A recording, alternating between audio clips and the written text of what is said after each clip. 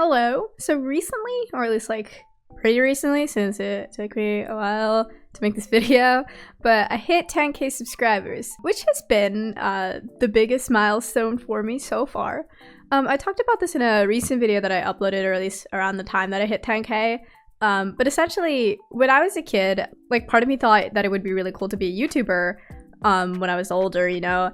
And my idea of like a big number of an audience size that was like so unreachable and like totally cool was 10k. And it seemed kind of unrealistic and one of those things that you just kind of like think about, but you know, is not gonna happen. So to reach that goal now makes me really like happy and sentimental and stuff. A while ago, I don't remember when, I think around the time I hit 3k subscribers, you guys seemed to like the idea of like a Q&A for 10k. So I asked you guys to send some questions my way, and you did. So I'm gonna go through and I'm gonna answer them all today. You might have noticed that I'm doing a bit of like a face cam thing with this. I thought it would make it more like special or like personal in a way. Either way, I wouldn't really consider this like a face reveal because like I posted my face online like all over my account and like all over Discord like multiple times.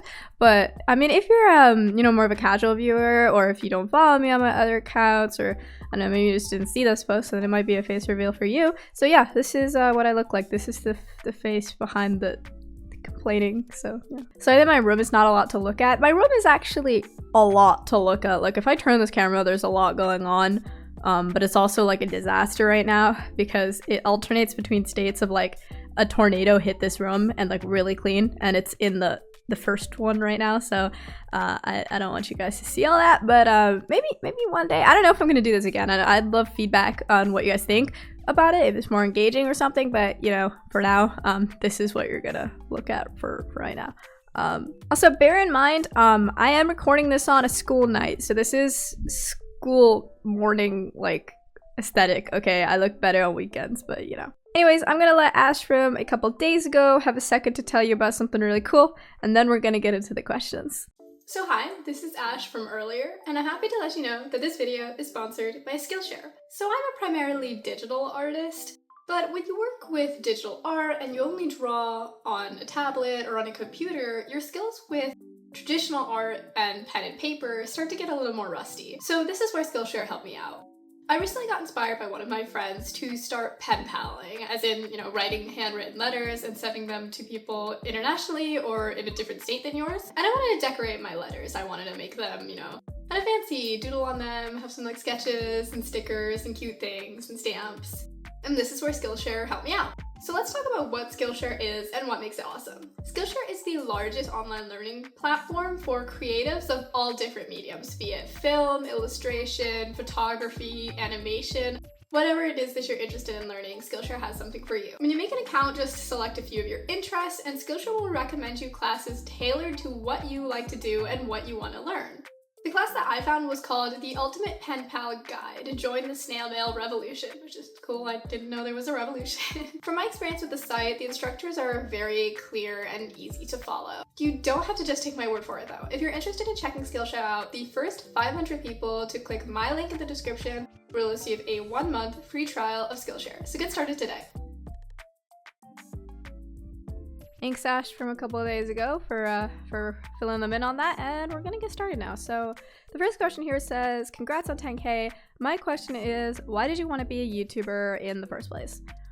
So when I was a kid growing up, I watched a lot of YouTube in my free time, especially artists and animators, like animation memes and story times. So I got into like the internet from this small website called Scratch that I was introduced to in elementary school, which I think I mentioned in a past video. And I kind of got a taste for what it's like to post original content online and socialize with people online. And I thought it was really fun. And you know, naturally I just kind of grew out of Scratch and I grew out of the website. And I figured that the next place that I would move to was YouTube. So that's how it kind of started, and it's stuck since then. So this next question here says, my question would be, what's your biggest art insecurity, and how did you overcome it? So that's a really good question, first of all. I would say that my biggest insecurity relating to art is just like, I don't know, like feeling like I'm not good enough or not improving at the right rate, or like disappointing people with the content that I put out. What I have done and what I do when I have thoughts along these lines is I just try to kind of remind myself that there's no right pace to improve at. and everyone has the right to post the stuff that they want to. And if people are regularly consuming what I post, that means they like it to some degree, you know, for whatever reason. It helps me to kind of remember that people can like, you know, people have free will. So if they don't like what I'm making, they can click off whenever they want to. It's really not that deep. So they're not going to stick around long enough to be disappointed in most cases.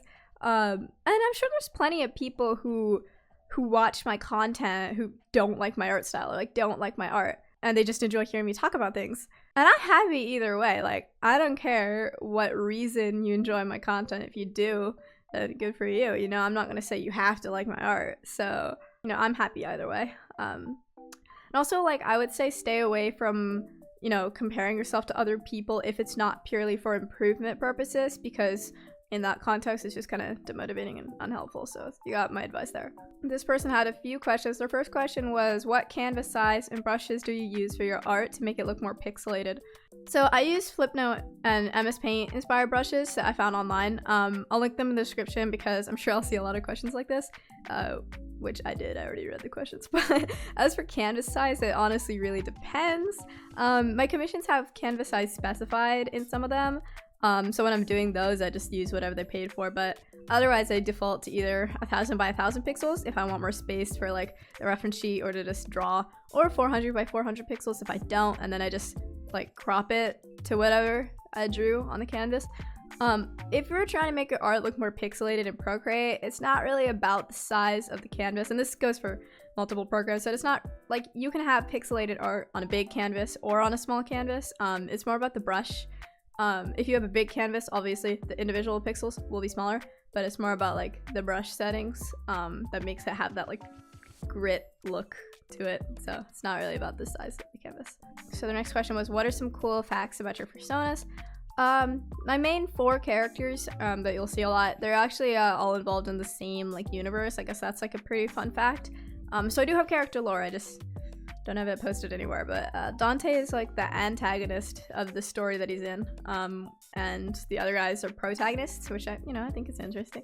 I don't know if I'll ever get around to like storing the lore somewhere or like writing it. I don't know yet, but if I ever do, I'll share it with you guys. I don't know, but yeah, I think that's pretty interesting. And they also asked, why is your art so cool? And thank you. I personally think it looks like ass, but to each their own. So this next question is, who or what inspired you to do art? So when I was a kid, before I drew, I was really into writing stories, and that was like before I started drawing, right? And I feel like art and storytelling, I feel like they're kind of related, you know, because you want to visualize the stories that you're writing and, you know, the characters too. So naturally that's kind of like what I wanted. So I want to start trying to draw for that purpose. Also, I watched a lot of artists on YouTube, and I was like, you know, hey, I got a computer, so I could totally do that, you know? This next question says, what's your process when designing characters? Like, how do you often get inspired for designs? So sometimes, you know, an idea just comes to me out of the blue, and then I take it to the canvas and I try to like flesh it out more there. I make a lot of characters based off of my interests. Like, I'll put some examples on the screen, but, you know, when I design characters for fun, you know, or to sell or to trade or whatever, I usually just base those designs off of simple themes or like a set of colors that I think would make a fun design. But for personal use, like if it's just for me to use, usually it's about like my personality, like a part of my personality or one of my interests. So Calvin said, my question is, did you ever have a time that you wanted to quit art? If so, what made you want to continue anyways? That's also a really good question. And my answer is yes, like multiple times, like all the time. And sometimes I just need to take a break, honestly, and I just need to come back to it with a fresh mind. And it also helps me to like, when I'm feeling like particularly burnt out or like not motivated, I usually need to like switch mediums for a bit. Does that make sense? Like I draw digital, right? But sometimes like if I'm really not liking like the texture of the pen on the canvas, or like I just don't want to draw, I just don't want to look at the screen, sometimes it helps me to just like open my sketchbook and like doodle there for a while, and then I feel better. So this person on Tumblr asked, what is your MBTI type? It's weird because I'm really into psychology, but I don't know much about this, but I took the test. I got INFJ-T, so you can take that how you will. So this comment on Toy House said, what was the inspiration behind your name? Also, if you told yourself back from when you started YouTube that you reached 10K, what would he say? So my name started out as Quizzical with a W, so like the word quizzical, but with a W instead of the U. And that was because I thought it was cute or whatever, you know, I liked the word, but I wanted it to be like, you know, put my own spin on it, I don't know. But, you know, eventually I shortened it to Quiz because people were calling me that as a nickname anyways, so I thought it was pretty cute. I don't know, shorter, easier to remember. Also, like, when I was, you know, featured in other videos, you know, for multi-animate projects and stuff, or like if I did collabs every now and then, they'd almost always spell my name wrong. Either because they were trying to correct what they thought was a typo, but it wasn't a typo, it was my name, or maybe just by autocorrect, or they forgot, I don't know, but it was bothering me, so I figured Quiz was better because it's not from like an actual word, so like it's gonna be harder to spell wrong, which holds true. No one spells my name wrong anymore. So Misty Fire said, how did you find the furry community and when? So I found the furry community on Scratch in the 2010s. From the artists there who would draw Warrior Cats stuff, like the book series, which was like my only personality trait when I was younger. So like, you know, naturally that was the first fandom that I kind of involved myself in. So yeah, that's how I found the furry community. Their second question was, who is your first ever Sona? So my first Sona, if you can call it that, was this cat called Shade. I have a video where I talk about him a bit more and I like redesign him. So if you haven't seen that yet, you should go watch that if you want to learn a little bit more about him. But yeah, he was, you know, he was not that complicated. This question is, what's your favorite kind of pizza? So New York style. I mean, I just like cheese pizza, like New York style. I'm from Jersey, so like that's what I see the most. And I'm also a really, really picky eater. And I don't eat meat either, so I don't eat pepperoni, but I really love cheese pizza, you know, it's really near and dear to my heart. So this question was, what art style were you aiming for when you started drawing? And what do you want to do next with your art style, if anything? So I always kind of wanted to have a cute style, a cutesy style ever since I started. I knew I wanted something like cartoon that was simplistic and, you know, easy for me to replicate like quickly and all the time. You know, like the type of style you would see on like stickers or, you know, doodles. And I feel like I have something pretty close to that. I don't think I let younger me down in that sense. I don't know like what specifically I want to change. Usually when I have ideas, I just try them out, you know, give them a shot. And if I just can't seem to like wrap my head around, I don't like it, then I don't keep it. But you know, you'll see little variations all the time. I try to, you know, try new things all the time. This question is, what is your current fixation? And do you have any pets? I have 2 cats and a Russian tortoise. As for fixation, I don't know. I think about cars a lot, but that's not really like a temporary fixation. That's just like, I don't know, always there. I love Blink-182. That's the album that's over there. I don't think you can see it, but yeah. I really like Blink-182, but you know, I don't think that's a fixation either. That's just like always there. Like it's not temporary. But yeah, you know, those were 2 things that I think about a lot. Yeah, after this ends, I'm gonna watch the Las Vegas Grand Prix. But so Sky T said, do you have any hobbies other than art? If you do, what are they? So I like music a lot. You know, I talk about music a lot. Specifically Blink-182. I like cars. I like F1 and motorsport, you know. I like to write. I like making outfits. Usually this isn't a good example, but I like computer science and data science. And, you know, since I'm a senior in high school right now, I'm applying at colleges, and that's like the major I want to do. So yeah, I feel like I have a lot of interests. I try a lot of things. There's a lot of stuff going on. This question is, what's your favorite video game? I like the Ori games. So this is 3 questions here. Do you still use Scratch? No. Your favorite Pixar movie? Probably Cars. I don't know if when that came out, if it was Pixar or Disney, but now they're the same company, so I think Cars, yeah. I liked 1, 2, and 3. I liked all of them. Your thoughts on Ultrahumans, Therians, Otherkin, Fictionkin, etc. I don't know much about them. I respect them because I try to respect everyone, but I don't know much about them, to be honest. Feel free to educate me in the comments. I feel like this was a topic of conversation before in one of my videos, and I got a few good comments from some Therian, but I still get a little bit confused about like the difference between the words. I've never heard the third one that you mentioned, but yeah. This is my friend that left this comment. Hi Dabs. So this question was, what is one of the most fun videos to record about?